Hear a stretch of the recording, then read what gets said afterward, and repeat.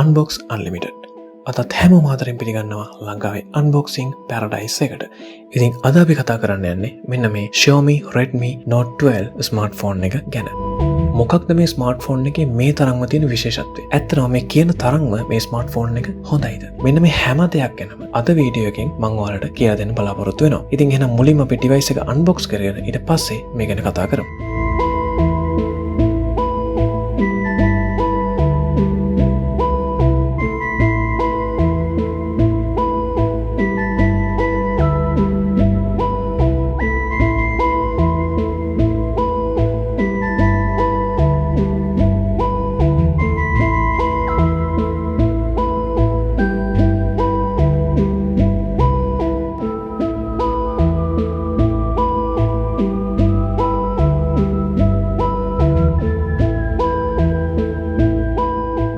අපි එහෙනම් මේකේ ස්පෙસિෆිකේෂන්ස් ගැන කතා කරමු. එතකොට ඔයාලට තේරුම් ගන්න පුළුවන් ඇත්තටම මේ ස්මාර්ට්ෆෝන් එක මේ තරම්ම වටිනවද කියලා. මුලින්ම මේකට තියෙනවා අඟල් 6.67ක Full HD+ AMOLED display එකක්. ඒ විතරක් නෙවෙයි මේකේ refresh rate එක ගැන කතා කරොත් 120 Hz දක්වා යන refresh rate එකක් ඔයාලට මේ display එකෙන් බලා ගන්න හැකියාව තියෙනවා. ඉතින් AMOLED display එකක් එක්ක 120 Hz refresh rate එකක් රුපියල් 60000ට අඩුවෙන් ලංකාවේ මාකට් එකේ ඔයාලට ගන්න ඕනේ නම් ඔයාලට තියෙන එකම option එක තමයි Redmi Note 12 එක. ඒ විතරක් නෙවෙයි මේකේ brightness level එක ගැන කතා කරොත් nits 1200ක් දක්වා යන brightness level එකක් ඔයාලට මේකෙදි බලා ගන්න පුළුවන්. ඉතින් ඔයාලට මේ තරම් හොඳ brightness value එකක් මේ price range එකේදී experience කරන්න ලැබෙනවා නම් ඒක ඇත්තටම ගොඩක් හොඳ දෙයක්. ඉතින් මේ brightness level එකත් එක්ක මේක outdoor use වලටත් ගොඩක්ම හොඳ මට්ටමේ display එකක් කියලා කියන්න පුළුවන්. ඒ වගේම AMOLED display එකක් තියෙන එකෙන් ඔයාලට ලැබෙන අමතර වාසි ගොඩක් තියෙනවා. එකක් තමයි ඔයගේ battery එක save වෙනවා. ඒතර ඔයගේ battery life එක ටිකක් වැඩි කරගන්න මේකෙන් හැකියාව තියෙනවා. ඒ වගේම always on display වගේ පහසුකම් ඔයාලට AMOLED display එක හරහා ලබා ගන්න හැකියාව තියෙනවා. ඉතින් හොඳ display experience එකක් මේක through ඇත්තටම ගන්න පුළුවන්. මේ 120 Hz refresh rate එක ගොඩක්ම වැදගත් වෙනවා ඔයාලට games එහෙම play කරද්දී. ඉතින් සමහර games මේ 120 Hz වලට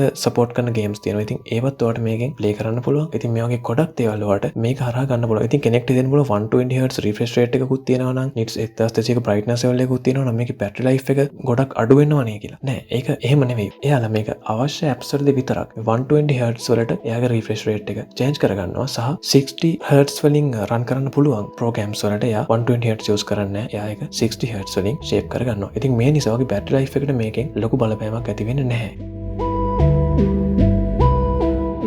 ඒ වගේම තමයි display එක පැත්තෙන් වගේම battery එක පැත්තෙනොත් මේකේ battery life එක ගැන යාලා ගොඩක් හිතලා දෙනවා. ඉතින් ඔයාලට මේකෙදි බලා ගන්න පුළුවන් 5000 mAh power battery එකක්. ඒ වගේම මේකේ charging speed එක ගැන කතා කරොත් ගොඩක් speed වලට මේක charge කරගන්න පුළුවන්. මොකද 33 watt fast charging facility එක ඔයාලට මේ smartphone එකත් එක්ක Xiaomi ලා දීලා තියෙනවා. ඉතින් ඔයා heavy user කෙනෙක් නම් ඔයාලට කිසි ප්‍රශ්නයක් නැතුව මේ smartphone එක දවසක් වගේ ආසන්න වශයෙන් use කරන්න හැකියාව තියෙනවා. ඒ වගේම ඔයා normal user කෙනෙක් නම් ඔයාලට දවස් දෙකක් විතර මේක use කරන්න පුළුවන්. ඊළඟට මේකේ තියෙන අනිත් විශේෂත්වය තමයි මේකේ chipset එක. මේකට තියෙනවා Snapdragon 685 6nm SoC එකක්. ඉතින් 6nm SoC එකක් වට රුපියල් 60000ට අඩුවෙන් ලංකාවේ මාකට් එකේ කොහෙත්ම බලා ගන්න හැකියාව ලැබෙන්නේ නැහැ මේ ස්මාර්ට්ෆෝන් එකෙන් ඇරුණම. සාමාන්‍යයෙන් mid range එකේ ස්මාර්ට්ෆෝන්ස් වල උපරිම එන්නේ 12nm නැත්නම් 8nm වගේ SoC. ඉතින් මේකේ 6nm SoC එකක් වට බලා ගන්න පුළුවන්. ඒකෙන් ඔයගේ ස්මාර්ට්ෆෝන් එකේ ස්පීඩ් එක ගැන ඔයාලට එතකොට කොහෙත්ම වද වෙන්න දෙයක් නැහැ. ඉතින් ඒ වගේම මේකට තියෙන octa-core CPU එකක්.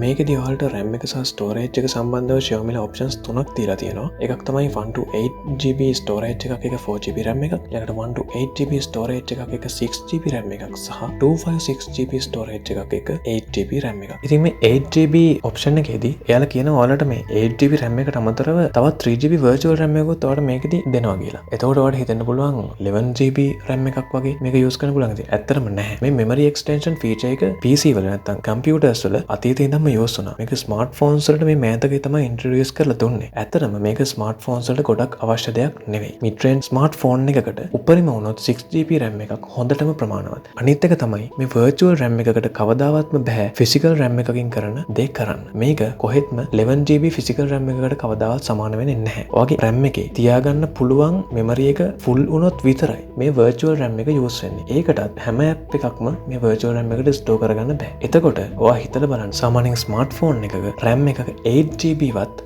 use වෙන්නේ නැහැ. 6GB වුණත් හොඳටම ඇති. ඉතින් ඒකත් මතක් කරන්න ඕනේ.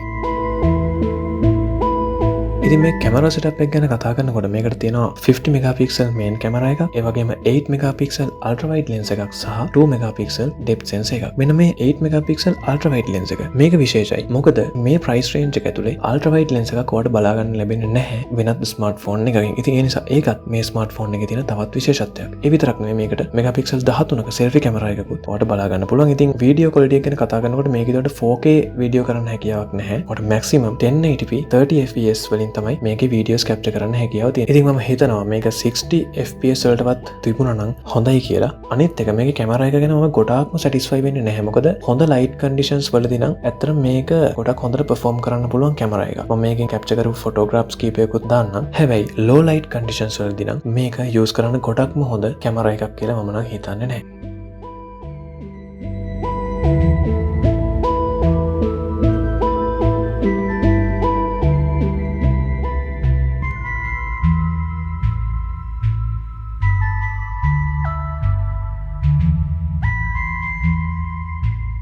ඉතින් ඊළඟට අපි මේකේ බිල්ඩ් එක ගැන සහ ඩිසයින් එක ගැන කතා කරොත් ඇත්තටම මේකේ ඩිසයින් එක මේ ප්‍රයිස් රේන්ජ් එක ඇතුලේ ස්මාර්ට්ෆෝන් එකකට දෙන්න හිතන්නේවත් නැති විදිහේ ඊටාම ලස්සන ඩිසයින් එකක්. ගොඩක්ම ඩීසන්ට් ඩිසයින් එකක් මේ xiaomi ලා මේ ස්මාර්ට්ෆෝන් එකට දීලා තියෙනවා. ඒ වගේම මේ දවස්වල ගොඩක්ම ජනප්‍රිය වෙලා තියෙන මේ බොක්ස් ෂේප් එකට තමයි මේ ස්මාර්ට්ෆෝන් එක හදලා තියෙන්නේ. ඉතින් ඒ නිසා ඔයාලට මේ වගේ කිසිම සපෝට් එකක් නැතුව මේක වගේ ටේබල් එක උඩ මේ විදිහට හිටවලා තියන්න හැකියාව ලැබෙනවා. ඒ වගේම මේක අතර ගත්තම ෆීල් එක ඇත්තටම ගොඩක්ම කම්ෆර්ටබල් සහ ගොඩක්ම හොඳ ෆීල් එකක් අපිට මේකෙන් ගන්න පුළුවන්. මේ ප්‍රයිස් රේන්ජ් එක ඇතුලේ ඒක ගොඩක්ම හොඳයි කියලා මම හිතනවා. හැබැයි මේකේ බිල්ඩ් එක ගත්තොත් මේක ටෝටලි ප්ලාස්ටික් වලින් තමයි හදලා තියෙන්නේ. හැබැයි මේකේ ෆීල් එක ග්ලාස් ලයික් ෆීල් එකක්. මේ ඩිස්ප්ලේ එක මේ අර ගොරිල්ලා ග්ලාස් වලින් ප්‍රොටෙක්ට් කරලා තියෙනවා.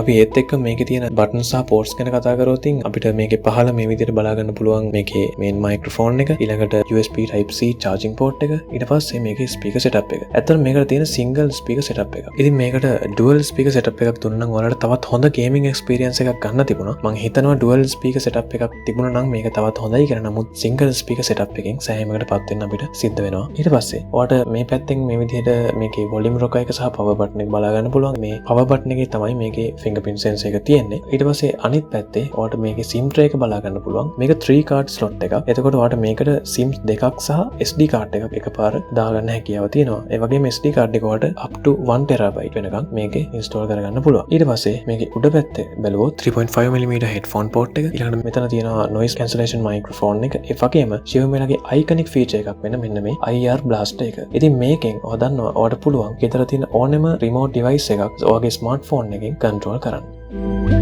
ඉතින් මේකේ තවත් විශේෂ දේවල් තියෙනවා. තාමත් ඉවර නැහැ. මේකට ඇත්තටම IP53 විදියට එයාලා IP value එකක් මේකට දීලා තියෙනවා. ඒ කියන්නේ මේක water resist නැහැ. නමුත් පින්නකට dust එකකට වගේ ඔරොත්තු දෙන විදියට තමයි මේ ස්මාර්ට්ෆෝන් එක හදලා තියෙන්නේ. ඉතින් මේකේ OS එක ගැන කතා කරොත් මේකේ තියෙන Android 13 උඩ රන් වෙන MIUI 14 කියන Xiaomi ලගේ UI එක. ඒ වගේම මේකේ කලර්ස් ගැන කතා කරොත් ඔයාලට blue, green සහ black කියන කලර්ස් තුනෙන්ම මේක මිලදී ගන්න හැකියාව තියෙනවා. ඉතින් මෙන්න මේ දේවල් තමයි මේකේ ස්පෙસિෆිකේෂන්ස් යටතේ කතා කරන්න තියෙන්නේ. ඇත්තට මේක honest review එකක්. මට මේක හොඳයි කියනවත් නරකයි කියනවත් නෙවෙයි ඕනේ උනේ. මේ ස්මාර්ට්ෆෝන් එකේ මේ කියන තරම්ම තියෙන විශේෂත්වය මොකක්ද? මේක මොන විදියටද අපිට ප්‍රයෝජනවත් වෙන්නේ සහ ඇයි මේක මේ තරම්ම මිනිස්සු අතරට යන්නේ කියන දේ ඔයාලට පැහැදිලි කරන්න විතරයි මට ඇත්තටම ඕනේ උනේ. ඉතින් දැන් ඔයාලට තේරෙනවා ඇති ඇයි මේ ස්මාර්ට්ෆෝන් එක මේ තරම්ම විශේෂ වෙන්නේ සහ මේක මොන තරම් මේ ප්‍රයිස් රේන්ජ් එක ඇතුලේ වටිනාකමක් තියෙන ස්මාර්ට්ෆෝන් එකක්ද කියලා. මම හිතනවා ඔයාලා මේ වීඩියෝ එකෙන් අලුතෙන් දෙයක් ඉගෙන ගන්න ඇති කියලා. ඒ වගේම ඔයාලගේ අදහස් අනිවාර්යෙන් පල්ලෙහා කමෙන්ට් සෙක්ෂන් එකේ දාන්න කියලාත් මම ආදරෙන් මතක් කරනවා. එහෙනම් ඊළඟ වීඩියෝ එකෙන් ඉක්මනින්ම හමු වෙන බලාපොරොත්තු වෙයි. අතන නවතින්නම් හැමෝටම සුබ දවසක්.